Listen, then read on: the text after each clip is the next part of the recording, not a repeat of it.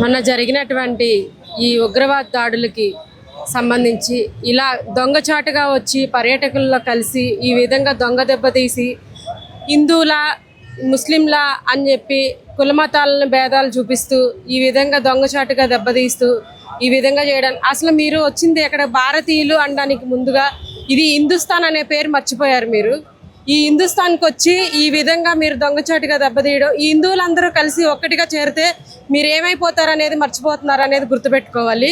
ముఖ్యంగా హిందువులు, ఇది హిందుస్థాన్లో ఉన్నది ముఖ్యంగా ఉన్న బలమైన వాళ్ళు ఎవరు అంటే హిందువులందరూ కూడా అందరూ ఒక్క తాటి మీదుగా ఉండాలి, కులమత భేదాలు లేకుండా కలిసి జీవించడం మీకు అవకాశంగా భావిస్తున్నారు మీరు. ఇది కానీ ఖచ్చితంగా హిందువులందరూ ఒక్క తాటి మీదకి వచ్చారంటే మాత్రం మీరు ఉఫ్ఫను ఊస్తే ఎగిరిపోతారనే విషయం మాత్రం మర్చిపోకుండా ఉండాలని చెప్పి ఈ విషయాన్ని ఖండిస్తూ ఈ జరిగిన 28 కూడా ప్రగాఢ సానుభూతిని తెలియజేస్తూ ఇది పిరికి పంద చర్యగా భావిస్తూ మా ఆంధ్ర రాష్ట్ర ప్రజల్లో ఉన్నటువంటి ఒక ఇద్దరు కూడా అక్కడ మృతి చెందడం జరిగింది.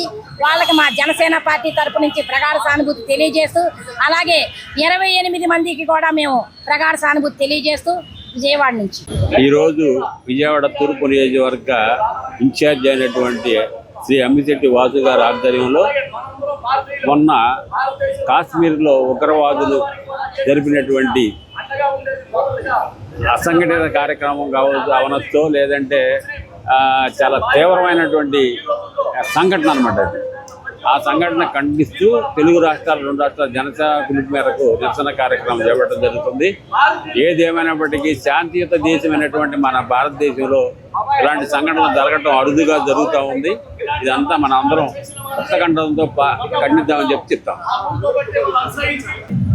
ఈరోజు తూర్పు నియోజకవర్గం అయినటువంటి అమ్మిశెట్టి వాసు గారి అనే ఆధ్వర్యంలో జమ్మూ కాశ్మీర్లో మనం జరిగినటువంటి కాల్పుల విషయంలో చాలా బాధాకరమైన విషయం. అయితే ఏంటంటే ఇంకా ఇది కేవలం మతానికి సంబంధించి అలా చేయటం అనేది చాలా వాళ్ళు మతం అడిగి కూడా కాల్చారనేది చాలా బాధాకరం. దీని గురించి మేము బాగా ఖండిస్తున్నాం. దీని గురించి తగిన గుణపాఠం చేస్తామని మోడీ గారు చేస్తామని నేను అనుకుంటున్నాను.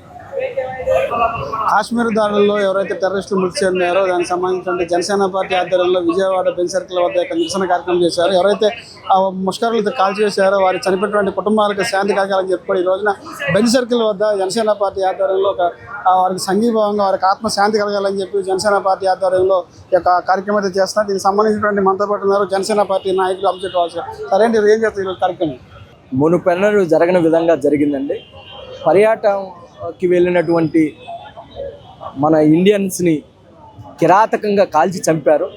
ఇది భారతదేశ ప్రజలందరూ కూడా బాధపడుతూ ఉన్నారు. తీవ్రంగా జనసేన పార్టీ అధ్యక్షుడు పవన్ కళ్యాణ్ గారు నిన్నటి రోజు మా పార్టీ ఫ్లాగ్ను దించడం, కవ్వొత్తులు నిరసన చేయటం, ఈరోజు తెలుగు 2 రాష్ట్రాల్లో కూడా నిరసనలు చేయటం జరుగుతూ ఉంది. ఎందుకంటే భారతీయులందరూ కూడా ఇలాంటి కష్టం వచ్చినప్పుడు, మన భారతీయులకి ఇలాంటి పరిస్థితి వచ్చినప్పుడు మనం కులాలకి మతాలకి పార్టీలకు అతీతంగా కూడా మనం కలిసికట్టుగా ఉండాలనే ఒక ఆలోచన విధానాన్ని పవన్ కళ్యాణ్ గారు ప్రజల్లో తీసుకెళ్తా ఉన్నారు. పవన్ కళ్యాణ్ గారు ఎప్పుడు చెప్తా ఉంటారు, మీరెవరు అంటే నేను భారతీయుడని చెప్పుకుంటామే నా గర్వం అని చెప్పి. మన భారతీయులందరం కూడా ఇలాంటి టైంలో ముక్క ఖండంతో ఖండించాలా. ఉగ్రవాదుల్ని, పాకిస్తాన్ ఉగ్రవాదుల్ని తరిమి కొట్టాలి. ఎవరైతే అరాచకంగా మన వాళ్ళని ఓచకోత కోసారో వాళ్ళందరూ కూడా నడి రోడ్డులో ఉరి తీయాలని భారతదేశ ప్రజల తరపున ఒక భారతీయ పౌరుడిగా నేను కోరుకుంటా ఉన్నా.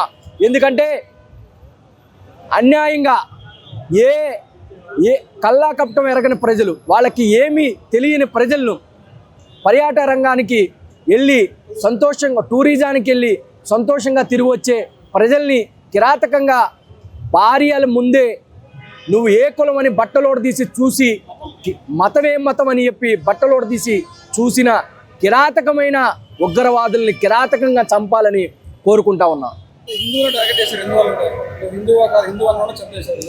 భారతదేశం మీద ఎప్పుడు కూడా వాళ్ళకి కన్నుంది. మోడీ గారు రావడంతో మోడీ గారిని చూసి ఇన్నాళ్ళు కూడా వాళ్ళ దాడులు ఆపారు. కావాలని రెచ్చగొట్టే విధంగా మళ్ళీ రెచ్చగొడతా ఉన్నారు. ఎప్పుడు కూడా మన పాకిస్తాన్ మనకు శత్రువేనని మనం ఆలోచించుకోవాలి. మన సైన్యం